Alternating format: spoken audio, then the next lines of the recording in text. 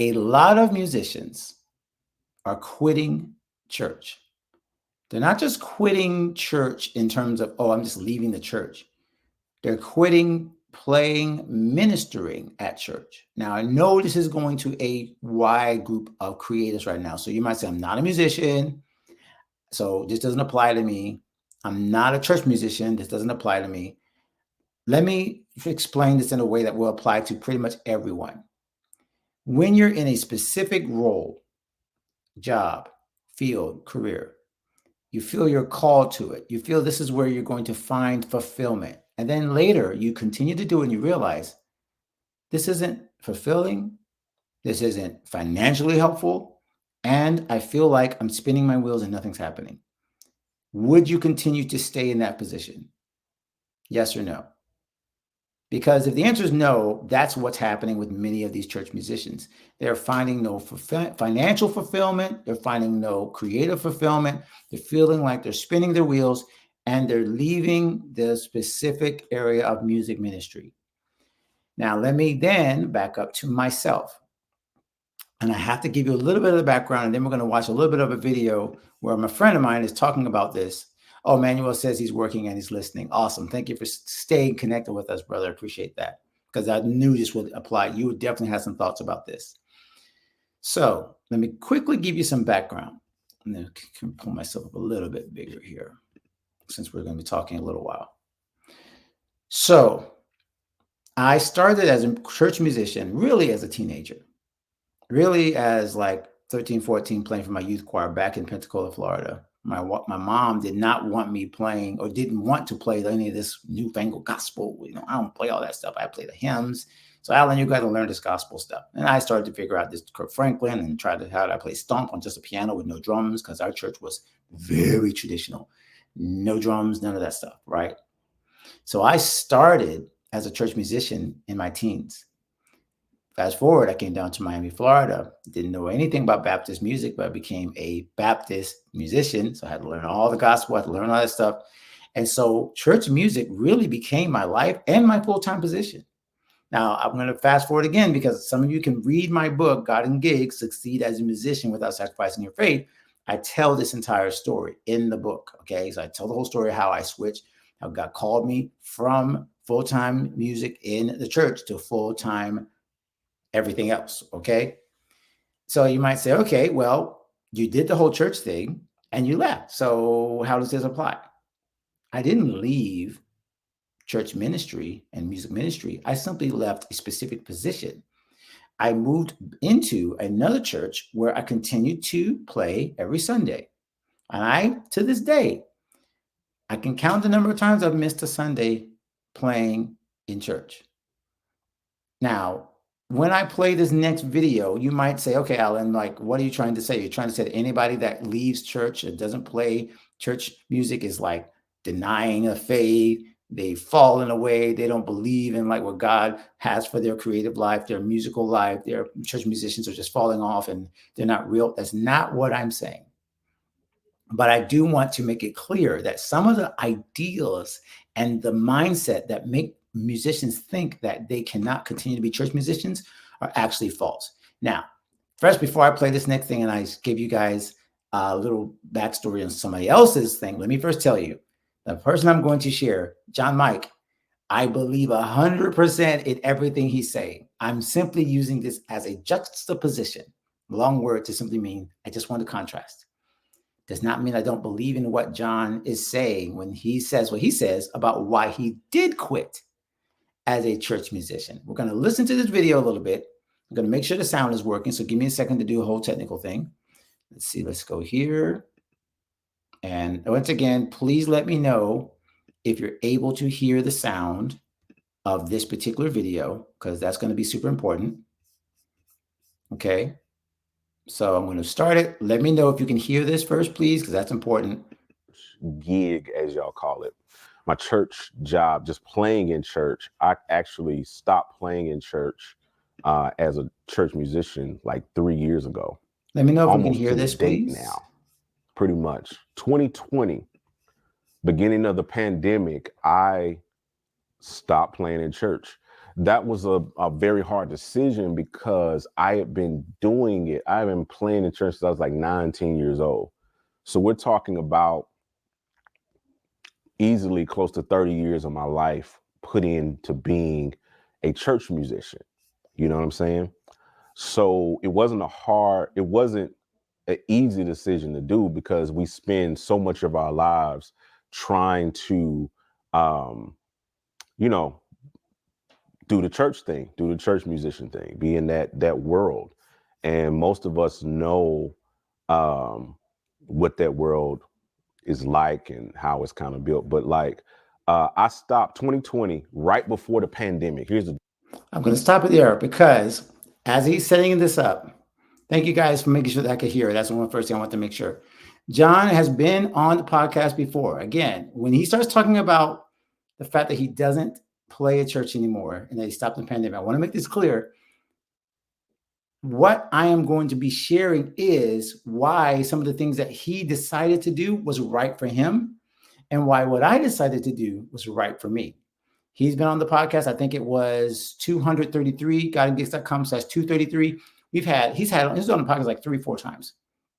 So he is an expert. He has been a gospel producer for some of the greatest. He's still creating packs and musical patches and tech for music. I mean, his YouTube is blown up. He is the epitome of a man that loves God, loves his family with his 6 kids. I mean, and homeschooling them. Like he and I have so much in common. So that's why I thought this was perfect to share how he went through this decision-making process and how I did and the contrast between the two. So I want to set that up. I'm going to fast forward a little bit. Let's see if we can skip ahead just a tiny bit because I want to get to where he actually talks about why he left. It's a good conversation to kind of talk about and have because I want you guys to start thinking and expanding your mind on what this means. There's nothing wrong with being a church musician. There's nothing wrong with being paid to play. There's nothing wrong with having that as your side hustle, your side gig, whatever the case may be. There's actually nothing wrong with calling church, playing for church, being a gig. There's actually nothing wrong with that. You know what I mean? Some people, that's their gig. That's how they provide. I played for church for years and used it as a means to provide for my family. But what I had to realize and what I had to understand is the upside. This is what changed my whole perspective on church musicians and being in that world and doing that thing and putting all my chips, stacking all my chips on that. Was I began to examine what the upside of this look. How do you retire as a church musician? What do you do about health insurance as a church musician, life insurance as a church musician? What do you do about providing for your college education for your children? You know what I mean? Like, how does that bump that I'm playing, how does learning all of these songs, how does that attribute past me being able to provide for my family, being able to leave something for the next generation? How does that turn up? And when I started examining that piece of my life, I instantly realized that there's not much upside to this as my full gig. Now, there are some people that do work for awesome churches, awesome ministries. They get benefits, they get life insurance, health insurance, all of those things like that, great salary, all of those things. That's the outlier. Let's keep that a buck. Those type of positions are outlier positions. That's not the bulk of what most church musicians are. So I'm gonna paint a picture for you. Like, pinnacle of me playing in church. Oh, of course, it all started with a single one. Oh my gosh, no surprise there that we got the ad. Justin is getting ready to say something important. All right, I'm going to pause it for a second. What he said about the upside, and here's where, and what he just said about the fact that some churches have a really wonderful, they treat their musicians well. Now, I have been in several different types of churches. Now, as a full-time musician, I've only been in 2 in Miami. So I have been very loyal. I don't church hop, none of that. But I have participated and played in other churches where the mentality that he's talking about has been very prevalent, where musicians have come in, they treat it as a gig, they go to the next church after that, they go to the next church after that.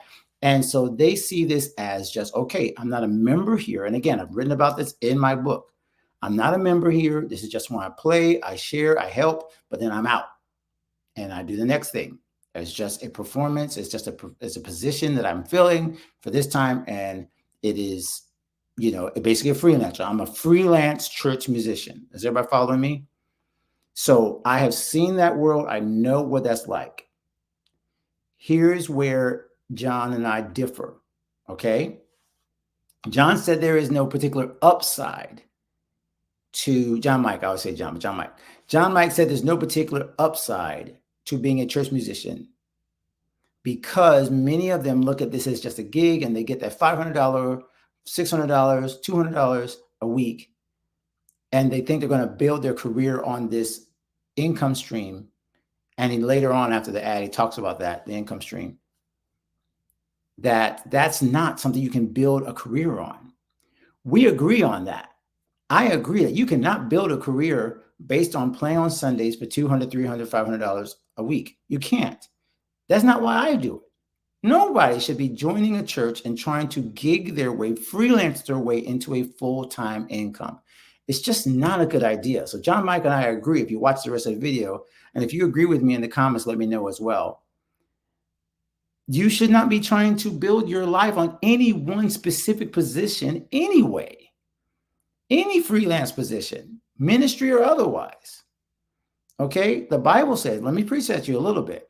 Cast your bread upon the waters, 6 or 7, okay? And then it will come back to you. The Bible speaks of multiple streams and multiple sources of income in multiple ways. And it also says, before you build a tower, who doesn't count the cost? If you haven't counted the cost of simply diverting all of your energy into simply being a church musician and not realizing that you're, as a profession, it generally does not work.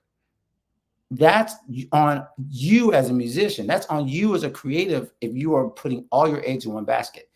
Here's where John Mike and I differ. He said there's no specific upside for him to stay a church musician. I would say there was a tremendous upside for me to remain a church musician.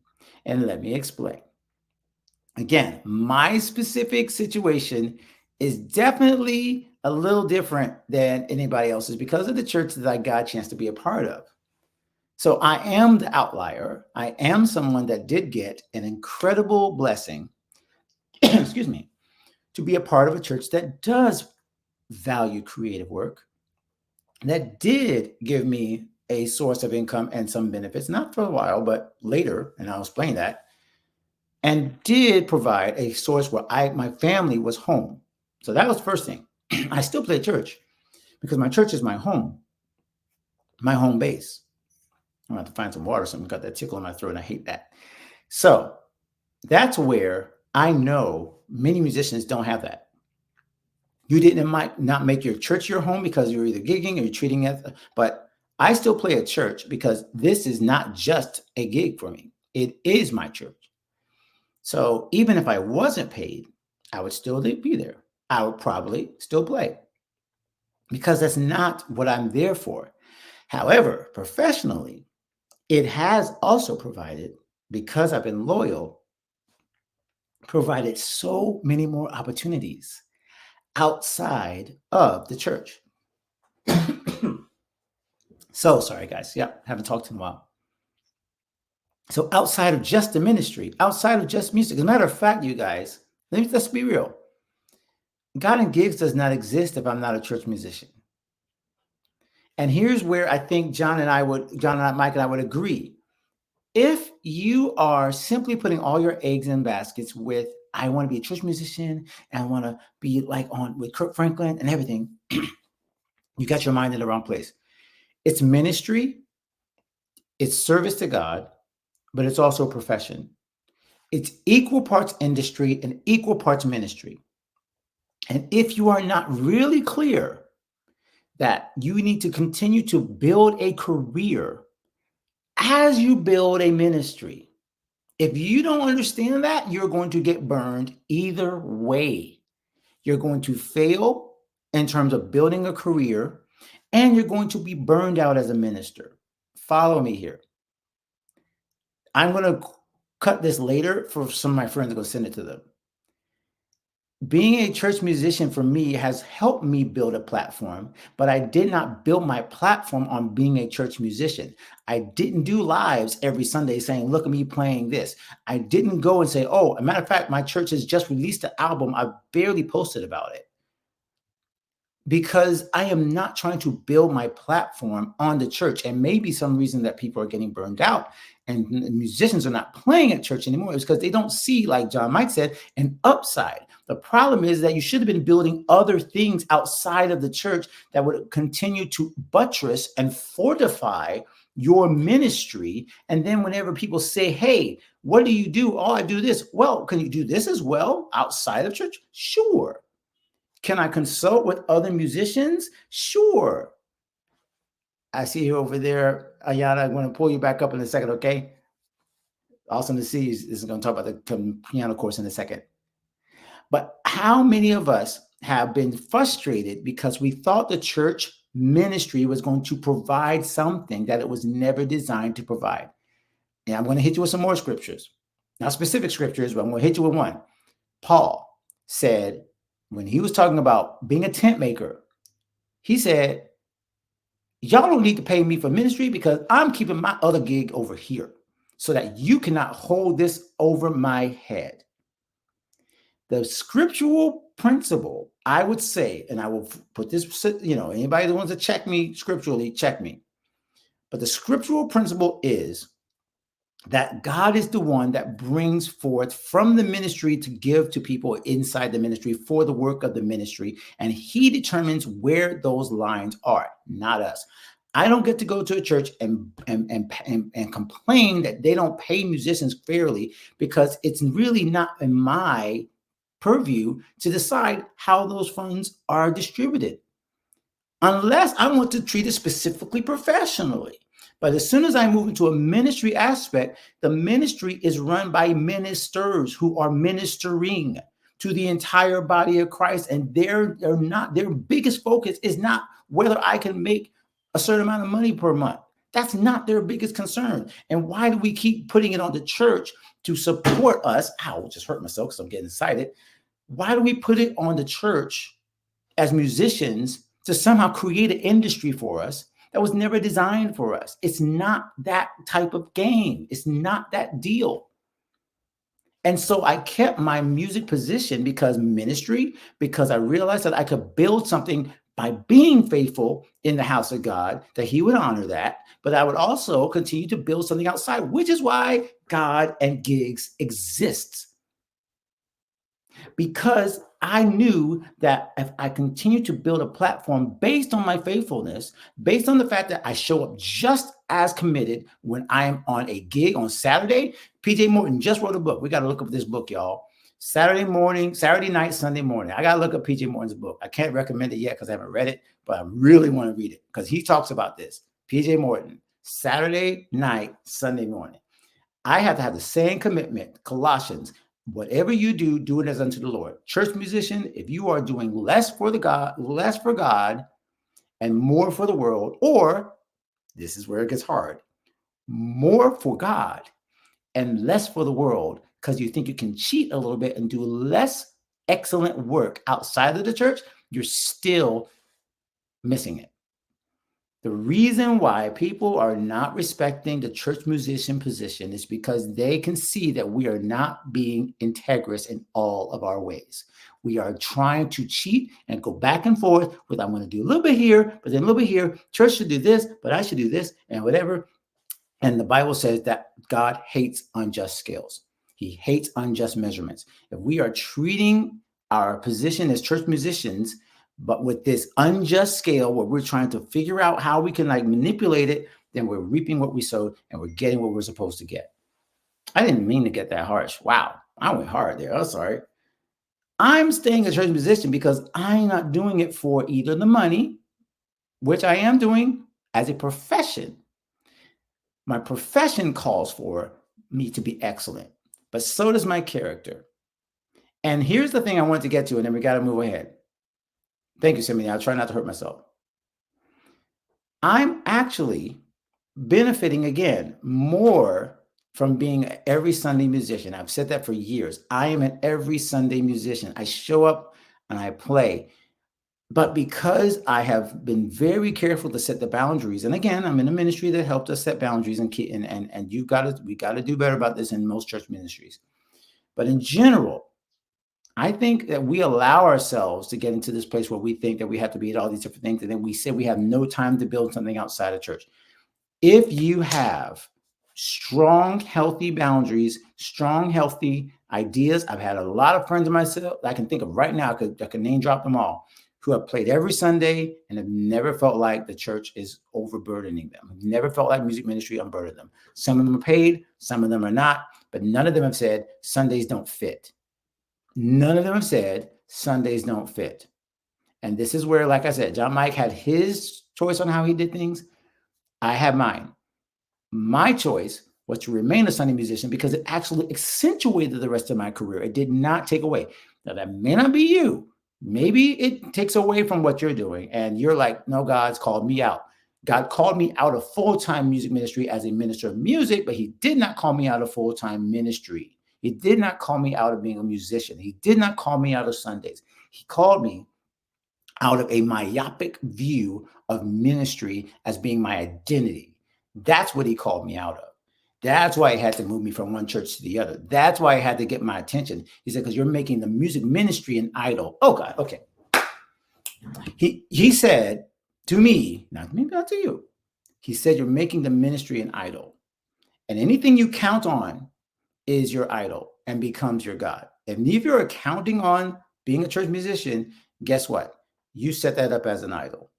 And God's decided that's not going to be an idol in my life. So he moved me out of it. And so now I see it as what it is. It is an offering, a sacrifice, a praise. It is all those things, all those biblical things, but it's also a profession that I treat with respect and has helped build my entire platform, not because I wanted it to build my platform, but because my faithfulness to it helped me see the connections of where I could be even more effective everywhere I went.